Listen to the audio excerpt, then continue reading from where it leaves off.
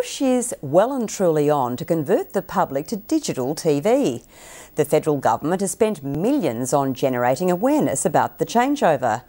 But every time someone makes the switch to digital TV, they're also switching off from the option of watching community television. Melbourne's Channel 31 has been running a campaign for 5 years to be put on the digital spectrum. So far, it's had no success, as Helen Brown reports. 10, 9, 8, 7, 6. It runs on passion. 3, 2, 1, and they're on. Now, Yep. 2 minutes. More than 1,300 volunteers spend their spare time here, honing skills, Yeah, some of that. Okay, I'm going to go to 4 because they're looking at that direction. So learning about an industry, yep, they're on 4 now. and putting shows to air that reflect Melbourne's diversity. But now Channel 31 faces a new challenge of simply staying on air. We need a digital licence now, and if we don't get one, then the station's at risk of closing down. The Melbourne Community Station is finding itself trailing behind as other broadcasters shift to the digital spectrum. Viewers are buying digital TVs and set-top boxes so they can watch their usual channels and the new ones. But community TV is yet to be given any of the digital spectrum to broadcast from, and they say the consequences are dire. Basically, every time somebody gets a digital or makes the switch to digital, we lose a viewer.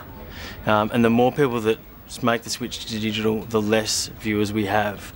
Now, we don't get any government funding, so our revenue is 80 to 90% dependent on sponsorship marketing. Now, our ability to attract sponsors to the station is largely dependent on audience numbers. Some say Melbourne's Channel 31 is the most successful community TV station in Australia. Melbourne has a much higher local content production than all the other community stations across the country, and in fact a lot of shows that are made in Melbourne do screen on community stations elsewhere. So if Melbourne was to lose its community station, it would greatly impact the community stations everywhere else as well. It's where some of the nation's best known artists have cut their teeth. Channel 10 star Rove McManus once had a show, as did radio personalities Hamish and Andy. The federal government says Australia's 5 community channels won't be left behind, and that it's actively working on a solution to a complex problem where it has to ensure that everyone who needs digital space gets it. But for those working at Channel 31, the feeling is that time is running out. The inaction is really frustrating from our point of view, because we can imagine the heights that a program like ours could reach if we had more viewers. The channel's fast losing viewers, recording a 17% drop-off since January. At that rate, it will have less than 1 million viewers by early next year.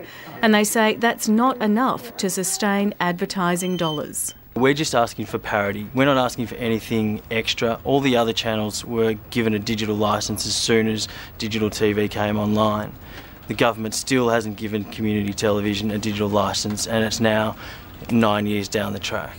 While the station waits for a chance to broadcast on the same spectrum as commercial and public networks, it continues to break ground for them. Hello, and welcome to the Naughty Rude Show. It's a show about sex, relationships, drugs, alcohol, the whole kit and caboodle. But one of its most popular programs has grabbed the attention of commercial networks. There's some really interesting new talent there. So they tell us that they're having some interest from a couple of commercial networks, which is very exciting for them. And they're getting the highest ratings that Channel 31 has ever had for a show. Channel 31 is also a reflection of Melbourne's multicultural scene, with programs broadcast in 25 different languages. Bienvenidos and welcome to the show that brings you all the excitement of Spain and Latin America. The Spanish and Latin American community, they've embraced us. We have lots of strong ties with all our partners. We're received really well. Like I said, this is a Latin American show, but our crew is very multicultural. Channel 31's been negotiating for digital access for almost a decade. It's ramped up its campaign since missing out in the May federal budget. It's just important that it's there, and it doesn't matter if every show isn't fantastic. It's just so vital that people have a voice. And that's the conclusion Channel 31 hopes the government will come to. Helen Brown reporting there. And that brings us to the end of Stateline for this week. Thanks for joining us. For more information on our stories or to contact us, you can go to our website. We'll leave you with the kinetic sculpture of Len Lai on show at the Australian Centre for the Moving Image. We're back next Friday after the news. Have a great weekend. Good night.